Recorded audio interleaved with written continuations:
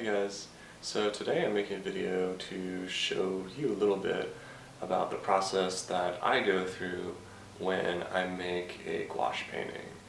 And this is really easy because when you're comparing this to other mediums, because gouache is like a hybrid between watercolor and acrylic, you don't have the kind of cleanup or mess that you might have when you're dealing with something like oil, for example. So I will always choose this medium over others in cases of transportation, cleanliness, getting finer details to a certain respect. So yeah, it's something that I encourage other people to do more of because it's not something a lot of people know about. So yeah, let's get this started and I will show you how this works. So I'm using Strathmore watercolor. You can use pretty much any kind of watercolor paper as long as it's cold press. You want to use cold press if you want to get finer detail in your work. Here I've cut out a piece of paper already, and here I have my reference that I'll be using.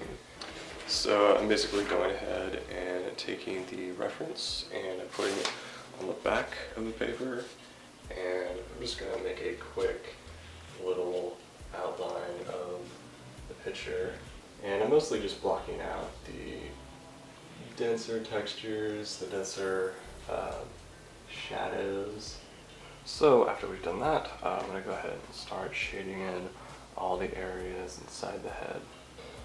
And I use a mechanical pencil because I don't need to be too fancy with something like this. This was like a pencil drawing, then I'd be using like different shades of like B or H. And it also has a good detail because it's such a fine point too. So now that I've completed the drawing portion of this, I'm going to go ahead and take my black ink pen brush and do all the black areas of the drawing.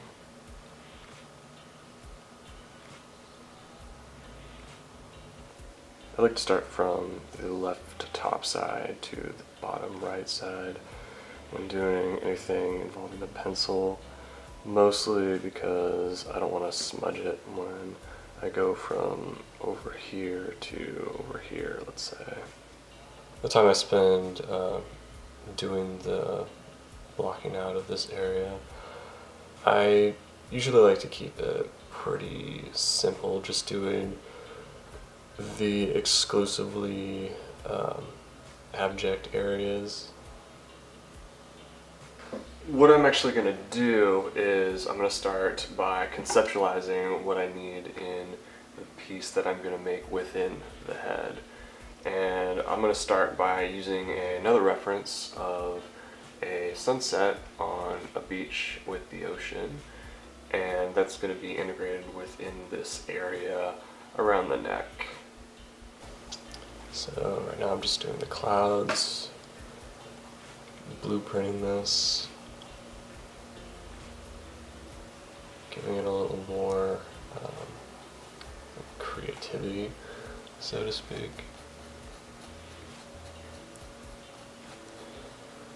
And once I'm done that, I start getting my paints out.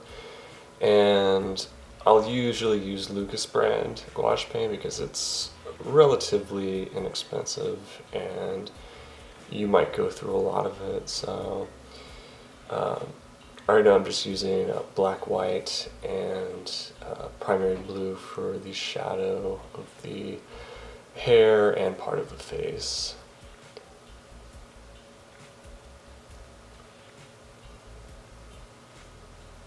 And I don't, the white I use is also a hybrid of aqua gouache. And that can be really useful.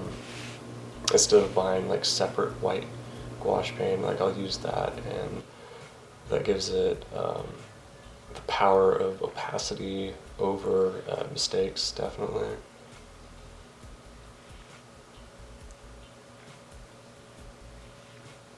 So I like to kind of figure out how I'm gonna make something work before I go too deeply into it, because this can be very unforgiving, and I encourage people to always have a good schematic of what you're going to do before you dive into something that you might regret in the future. Not to say that experimenting is bad necessarily, but you don't want to deal with a mistake that is only going to hurt the paper that you're constantly putting paint over and over again.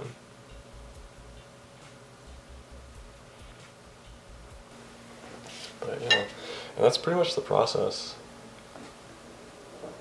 So, and I'll hit up a few areas.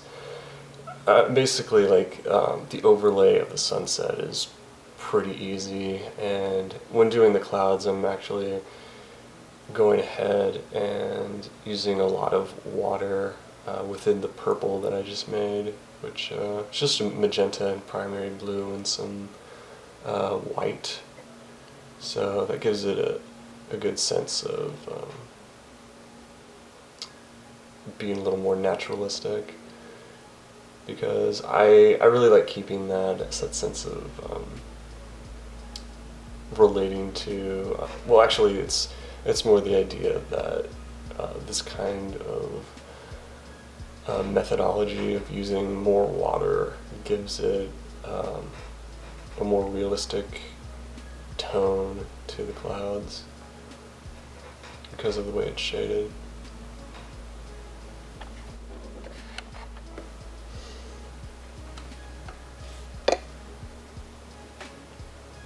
So it comes out really nice, and I always look to make things do that in pieces like this.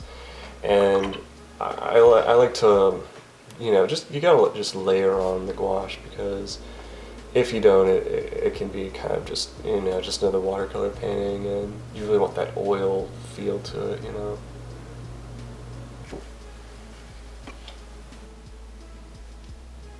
I will be cleaning up later in Photoshop and framing it and doing all of that when I get a chance to make other videos, because when I do this, I like to also make wallpapers and get them ready for backgrounds in other music videos per se, which I did with another painting like this, where it was a marble head with some colors behind it in a very surreal psychedelic fashion that I used for another video, this Vapor Trap one on my music page, which I was really happy with. And it's a shame that I actually sold that painting, but at the same time, I'm super happy with the way these have come out, and Vaporwave has always been a part of my life, aesthetically, no pun intended.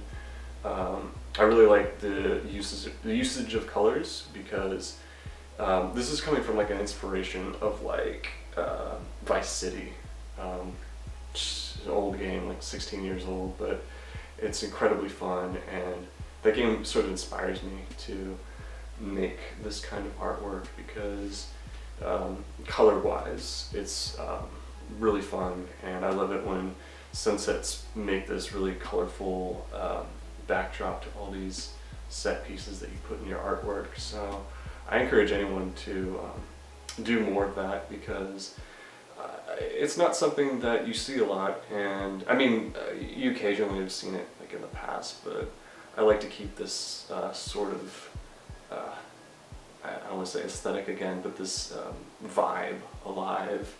So yeah, but I hope this video has been helpful, and definitely work more in gouache painting, because I really want to, and I really hope others do too.